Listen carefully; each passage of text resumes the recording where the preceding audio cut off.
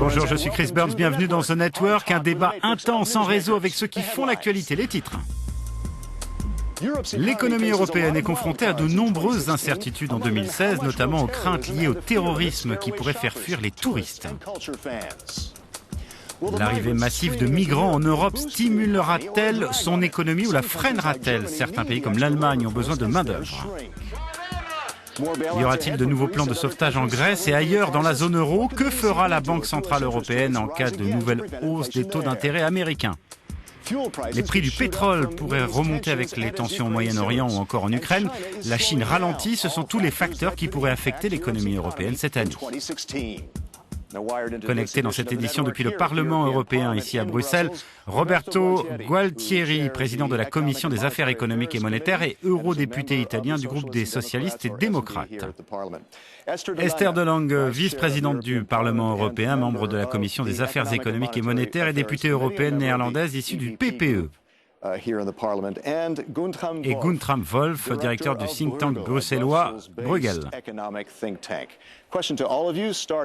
Première question, commençons par Roberto. Les économistes prédisent une croissance européenne d'1,5% cette année avec des exportations soutenues par un euro faible. Mais est-ce que ça ne rend pas l'Union plus vulnérable ?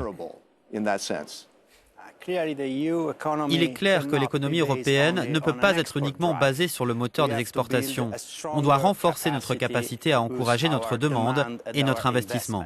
Comment y arriver ? On a besoin de politiques axées à la fois sur l'approvisionnement et la demande. Et l'investissement, c'est ce qui fait le lien entre les deux. Il nous faut plus d'investissement. Faut-il s'attendre à 1,5 ou 2% comme mentionné dans le dernier rapport de la Commission européenne ? On peut débattre d'1,5 ou 2%, mais la question c'est plutôt est-ce que chez nous tout est en ordre ? Oui, c'est vrai, quand on compare les chiffres en Europe et aux États-Unis, notre déficit d'investissement est un problème. Mais ce que j'ai l'habitude de dire au nom du PPE, c'est que si cet investissement signifie de l'emprunt public, un creusement de notre dette, ce n'est pas vers là que nous devons aller.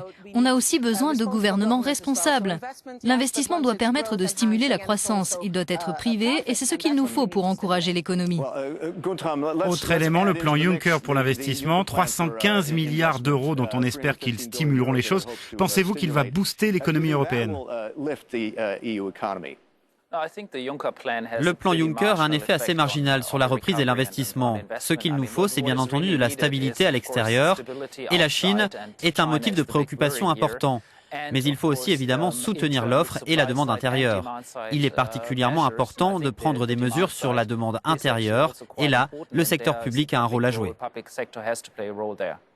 Alors, passons à un autre type d'incertitude. La crainte inspirée par les attentats terroristes a incité beaucoup de gens à ne plus se rendre dans les magasins et aux concerts, à ne plus faire de tourisme. Dans quelle mesure est-ce préoccupant ? Bien sûr que c'est préoccupant et que ça a un impact. Et ça veut dire aussi que l'Europe doit mener une politique étrangère sérieuse à ses frontières. Je ne pense pas qu'un continent qui veut jouer un rôle dans les affaires géopolitiques puisse le faire avec un handicap. On doit mobiliser des ressources et montrer de la capacité politique à être unis. C'est ce que l'histoire nous apprend. Esther, comment vous voyez les choses ? Je ne crois pas que sur ce sujet, il y ait une grande différence de point de vue entre les grands partis politiques. Ce qu'on demande aux États membres, c'est de l'unité à cet égard. Si je devais résumer un peu ce début d'année, j'utiliserais le mot insécurité, pas seulement en termes économiques, mais aussi concernant la crise des migrants. On doit régler toutes ces questions. Or, ce qu'on voit aujourd'hui, c'est de la division. Guntram, pensez-vous que le terrorisme va pénaliser l'économie ? Eh bien, je dirais, si on se fie aux attaques terroristes qu'il y a eu dans le passé, qu'elles ont en général un effet direct sur une durée très courte. Mais à ce sujet, l'aspect plus coûteux, c'est la réponse publique, qui habituellement est synonyme de guerre. C'est ce qui coûte le plus cher. Et bien sûr, la facture serait lourde si l'Europe décidait d'entrer vraiment en guerre. Ce serait très coûteux. Ok, encore un motif d'incertitude. Les prix du pétrole, ils sont très bas actuellement, mais ils pourraient remonter si les tensions s'aggravaient au Moyen-Orient et si des conflits éclataient. Comment l'Union pourrait-elle faire face, Roberto ? Actuellement, les tensions au Moyen-Orient, par exemple entre l'Arabie saoudite et l'Iran, font partie des facteurs qui maintiennent des cours bas. Ce n'est pas nécessairement une mauvaise chose. Pour le consommateur, c'est positif. Cela augmente le pouvoir d'achat. Mais bien entendu, cela contribue à maintenir bas le niveau général des prix et cela nécessite que la BCE poursuive son programme d'assouplissement quantitatif. L'Union est-elle préparée à une autre envolée des prix du pétrole? Eh bien, ce qui est important, c'est de faire en sorte que chez nous, tout soit en ordre. Je suis contente que Roberto et le groupe auquel il appartient soulignent le besoin de réformes structurelles, parce que le programme de la BCE ne sert qu'à mettre de l'huile dans les rouages. On doit vraiment s'assurer que notre moteur est solide du point de vue structurel. Si on ne mène pas des réformes alors que les prix du pétrole sont bas, quand le ferons-nous? C'est un bon argument. Guntram, dans quelle mesure faites-vous confiance aux politiques pour mener des réformes difficiles? Pour être honnête, le tableau de ces 2 dernières années n'est pas très bon. De nombreux dossiers ont avancé, mais beaucoup de choses restent en suspens. Par exemple, on continue de voir des problèmes émerger du système bancaire. Le programme d'assouplissement quantitatif fonctionne, mais il n'est certainement pas suffisant. D'un point de vue structurel, on voit que des réformes sont menées dans certains pays, mais pas dans d'autres. Donc, sur l'ensemble du champ politique, on n'est qu'à la moitié du chemin. Par exemple, on verra si la Grèce sera capable de mener toutes les réformes qu'elle doit faire pour décrocher son plan d'aide. Et il pourrait même y en avoir un autre par la suite. Roberto? Je suis content qu'Esther soit contente quand je dis qu'on a besoin de réformes structurelles. Je serais encore plus content si elle reconnaissait notre besoin de plus d'investissements et de politiques de soutien de la demande.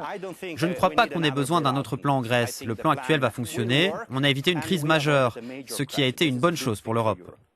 Guntram, pensez-vous qu'il y aura un autre plan en Grèce? Je crois que le problème grec n'est pas résolu. C'est tout à fait clair. Le programme s'appuie beaucoup trop sur l'austérité. On veut trop d'austérité en Grèce. Il est totalement impensable d'aboutir à un excédent primaire de 3,5% en Grèce. Donc il faudra un ajustement et cela passera probablement par un certain effacement de la dette sous une forme ou une autre. La question se posera cette année. Esther, y a-t-il d'autres pays qui risquent d'avoir besoin d'un plan de sauvetage? L'expérience nous a montré que les pays peuvent toujours être en difficulté et on doit être vigilant. Mais ce qui me fait un peu peur, c'est que quand la crise a frappé, on a tous été vigilants et on a tous travaillé très dur pour éviter qu'une nouvelle crise se produise. Mais on constate aujourd'hui que, dans une certaine mesure, la vigilance a disparu et peut-être que nous prenons les choses trop à la légère.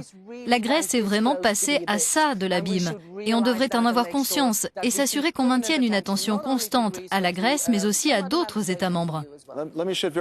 Abordons rapidement la crise des migrants et ses effets. Certains y voient une aubaine pour l'économie, d'autres un frein, en tout cas au début, en raison des coûts sociaux supplémentaires et des besoins en formation. Roberto, quel est votre point de vue? À long terme, si on tient compte de notre balance démographique, l'effet sera positif, c'est certain. Mais évidemment, on ne peut pas gérer cette question comme un dossier purement économique. Le facteur humain est important. Il y a des facteurs et conséquences politiques et sociales. Donc cela nécessite des capacités renforcées d'intégration, d'adoption de politiques communes en matière de migration et de contrôle aux frontières. Donc cela nécessite plus d'Europe et bien sûr plus de croissance. Exactement.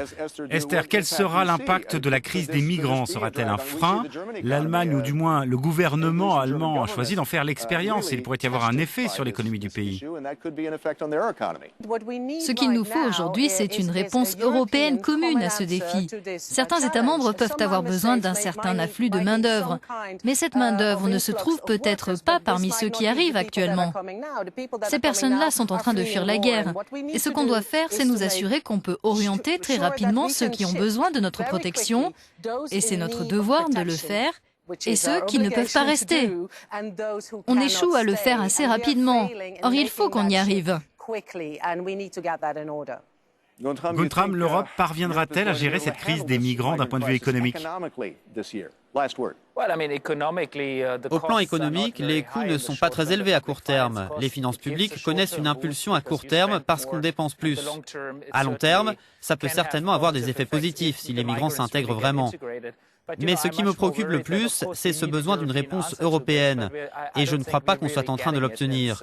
Je doute que les contrôles aux frontières vont devenir beaucoup plus importants, beaucoup plus efficaces cette année. Guntram, merci beaucoup. C'est tout pour aujourd'hui. Je voudrais remercier nos invités, Roberto Gualtieri, Esther DeLange et Guntram Wolff. C'était Chris Burns. À bientôt et merci de vous être connecté à The Network.